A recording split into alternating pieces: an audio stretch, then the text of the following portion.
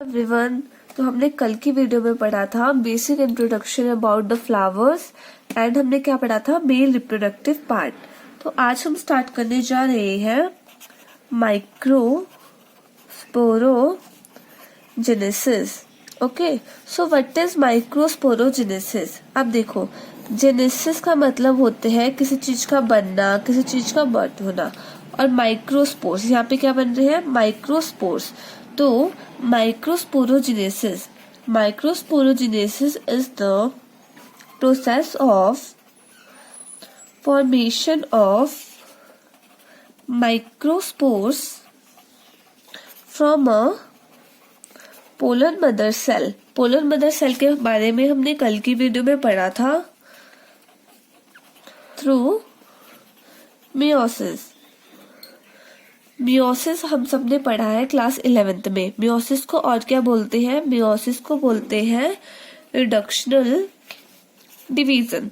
Okay, सो अब देखो, याद रखना जब भी मदर सेल आए कहीं पे भी तो याद रखना वो क्या होगा, 2n। 2n means diploid.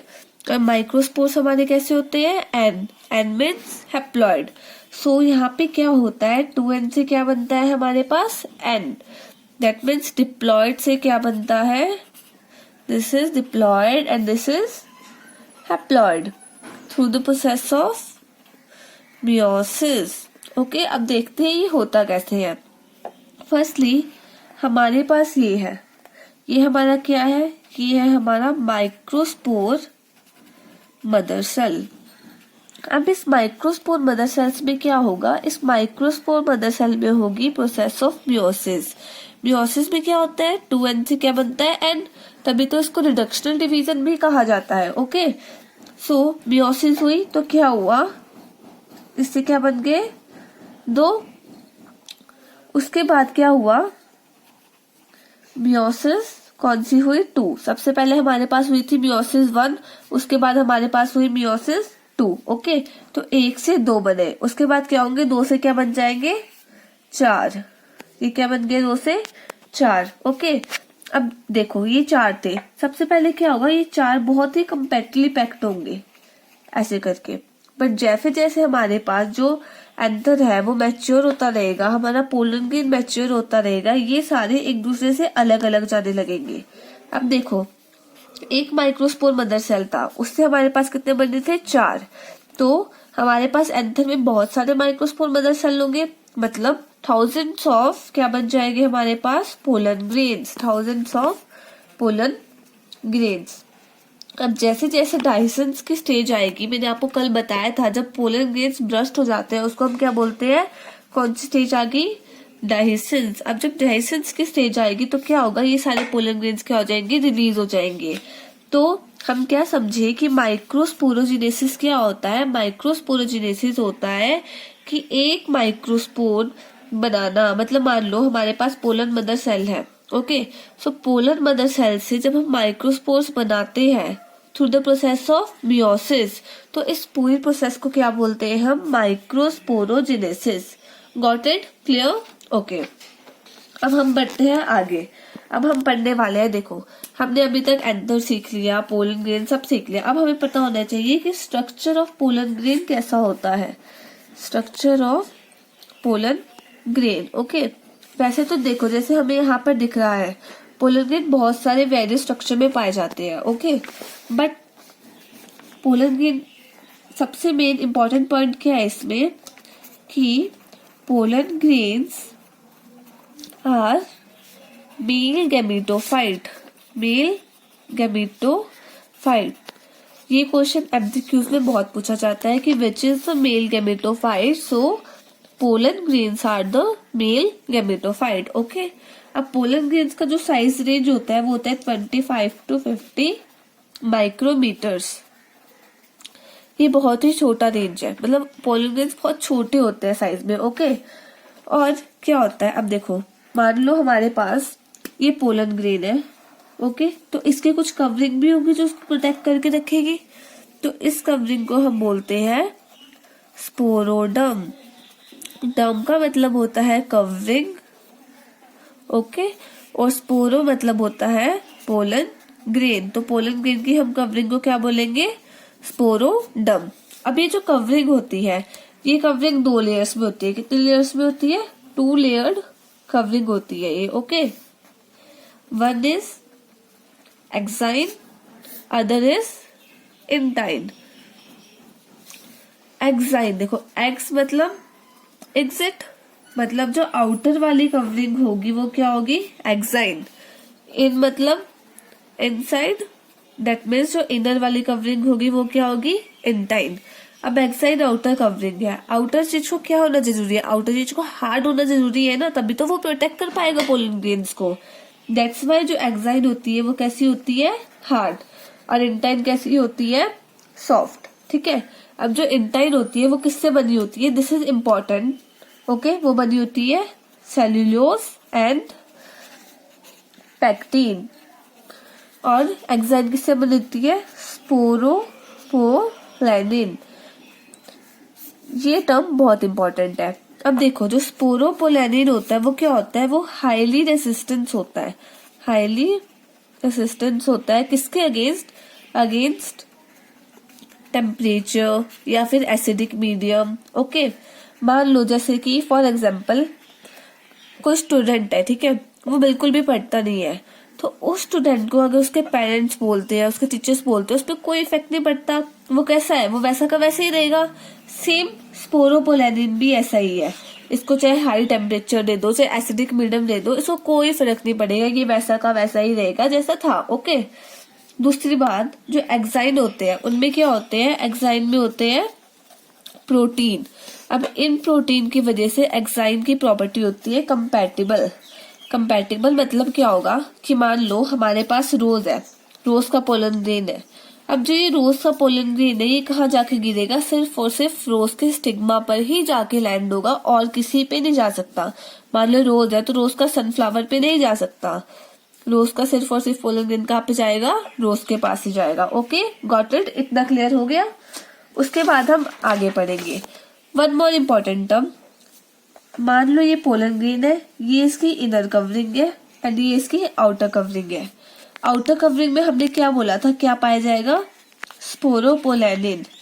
पर कुछ कुछ जगह जहाँ पे ये स्पोरोपोलेनिन अब्सेंट होगा, फॉर एग्जाम्पल यहाँ पे हमारे पास स्पोरोपोलेनिन अब्सेंट है। ओके, तो यहाँ पे जहाँ पे ये टर्म अब्सेंट होगी उसको क्या बोलेंगे? Germ pores. ओके, जहाँ पे स्पोरोपोलेनिन एब्सेंट होगा वहां को क्या बोलेंगे? Germ pores. Okay, clear? उसके बाद हम पढ़ते हैं कि जो मैच्योर पोलन ग्रेन होता है हमारे पास, mature pollen grain. Mature pollen grain में क्या होता है? 2 सेल्स होते हैं। कितने सेल्स होते हैं? 2। One is vegetative and second is generative. अब देखो, जनरेटिव, जनरेटिव मतलब याद रखना जनरेशन, मतलब ये सेल क्या बनाएगा? मेल गैमेटोफाइट, जिससे आगे फर्दर रिप्रोडक्शन होगी। अब मैं बताती हूँ आपको डिटेल में कि ये कैसे कैसे बनता है। ओके, देखो, सबसे पहले हमने क्या देखा था? सबसे पहले हमारे पास था माइक्रोस्पोर मदर सेल। हम पे क्या था? माइक्रोस्पोर मदर सेल, मैं शॉर्ट में लिख रही हूँ MM3। ओके, वो कैसा था? 2N। उसमें क्या हुई थी? उसमें हुई थी हमारे पास मियोसिस। मियोसिस से क्या हो गया था? 4 बने थे, 4 माइक्रोस्पोर टेट्राड्स बन गए थे। ये हमारे पास बने 4 माइक्रोस्पोर टेट्राड्स, माइक्रोस्पोर टेट्राड्स। ठीक है, अब इनमें से क्या होगा? मान लो एक हमने ले लिया माइक्रोस्पोर। अब इस माइक्रोस्पोर में हुई माइटोसिस। माइटोसिस भी आपने 11th में पढ़ी है। माइटोसिस के बाद क्या होगा? ये डिवाइड हो जाएगा 2 में, वन इज वेजिटेटिव और वन इज जनरेटिव सेल। तो जब ये 2 में डिवाइड होगा तो क्या बनाएगा? एक में बनाएगा वेजिटेटिव सेल, एक में बनाएगा जनरेटिव सेल। फर्दर जब ये आगे जाएगा इसमें एक और माइटोसिस होगी, और जो ये जनरेटिव सेल था ये भी 2 में डिवाइड हो जाएगा। अब जो वेजिटेटिव सेल है, वेजिटेटिव सेल से क्या बनेगी? Pollen tube. याद रखना, वेजिटेटिव सेल से क्या बनेगा? Pollen tube. और जो 2 जनरेटिव सेल्स थे वो क्या बनाएंगे? 2 मेल गैमेटोफाइट।